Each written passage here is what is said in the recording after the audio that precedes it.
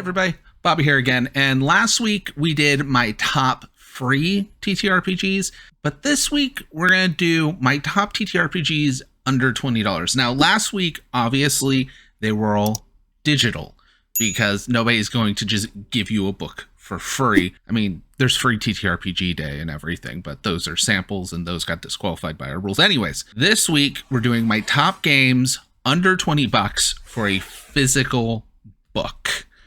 There's even more PDFs that could be under 20. I figured ones that get a physical book would be best because we just did digital last time. So with that, we're actually going to start with one that was on my top free games last video, and that is Fate, because you can get the Fate core system in a nice hardcover for under $20, and that is just amazing. It's all you need, full system. Well, as I said last time, more like a toolkit to make your own system, but setting neutrals so this can work for any game. I really like Fate, not my favorite system, but it is still a great system. Its biggest weak point is it needs the right group. You can't really have passive players in a Fate game, but it's at the top of this list because it was on the last list, so I figured it's a great segue over.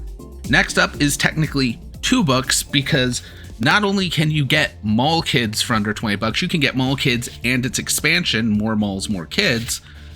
Both of them, you're still going to be well under $20. These are like zine-sized RPGs, and I actually have fallen in love with Mall Kids. I actually really suggest, if you're looking into it, to get the expansion, because the expansion allows you to do different types of stories. So instead, you can have a post-apocalyptic mall, a spooky mall, but really it doesn't have to be in a mall anymore with those alternate rules. It's very similar to Honey Heist or Lasers and Feelings, where you have two stats and you roll a single dice and you either fall in line with the first stat or the second stat. I've done a full review of this and breakdown. Maybe I'll put up a card. I'm always bad about remembering that. I've covered this game. I really like this game.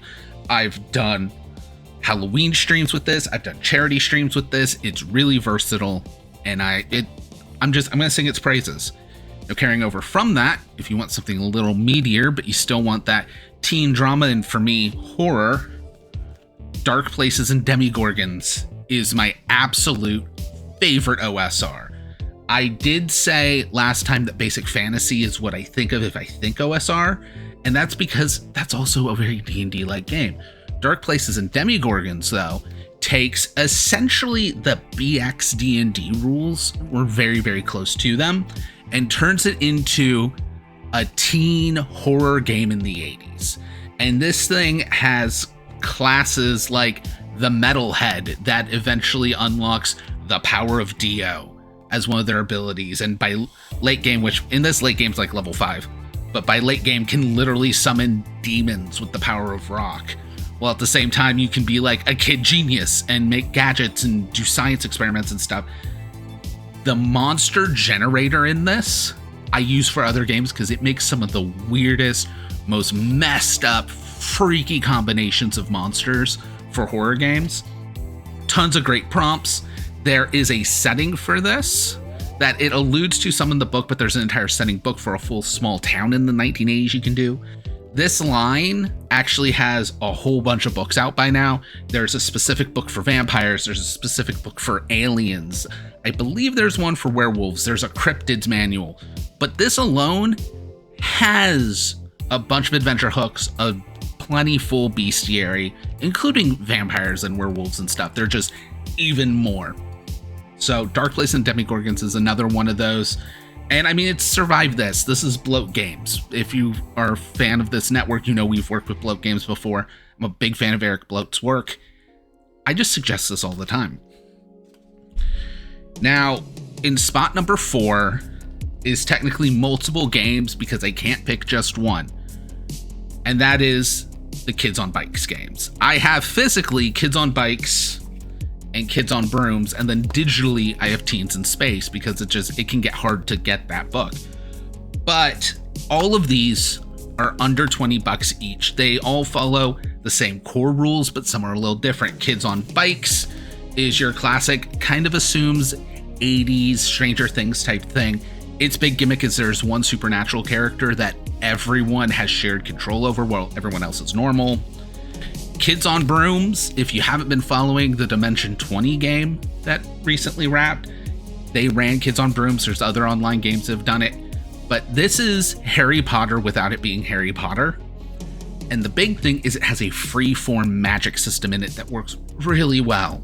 And then I've praised Teens in Space before, but Teens in Space is the one that has a good solid character advancement system, which the others really don't, which is like the one thing I wish it had, as well as what all the players share in that one is a spaceship that everyone gets to invest points into and be in control of. Then finally, I put it last because it's one of my favorite games, but also because, well, we're getting ready to do a live stream campaign of this. So, might as well plug it. Check us out on Twitch. But Monster of the Week.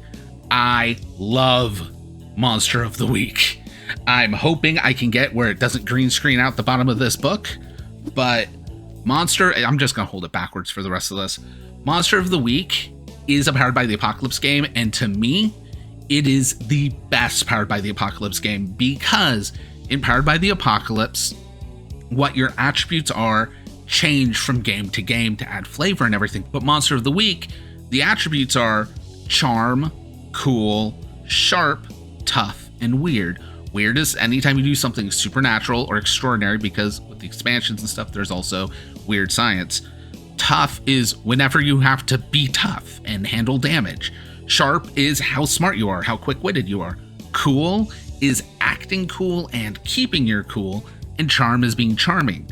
Realistically, I can take those descriptor stats, and while monster-based horror is my genre, I can use this for basically any other ones. You just have to switch out which playbooks are and aren't available, because the playbooks range anywhere from being basically Agent Mulder to literally being Spike the Vampire and everything in between. So it has a ton of options. It can cover the entire Monster of the Week genre, not just sci-fi, not just specifically traditional horror, not just teens, not just agencies. It covers the whole gambit and has great rules on how to do all the different versions.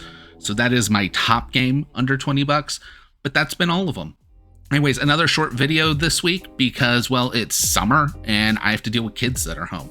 But I'll catch you guys next time.